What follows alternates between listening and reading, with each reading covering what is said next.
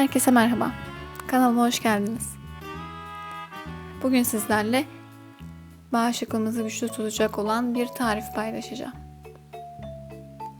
Yapımı çok kolay, tadı da çok lezzetli.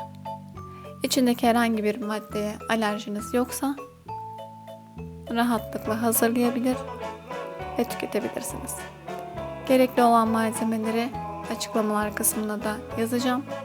Ama sözlü olarak da söylemek gerekirse yarım limona, biraz bala, çubuk tarçına, zerdeçala ihtiyacımız var. Bir de zencefile ihtiyacımız olacak.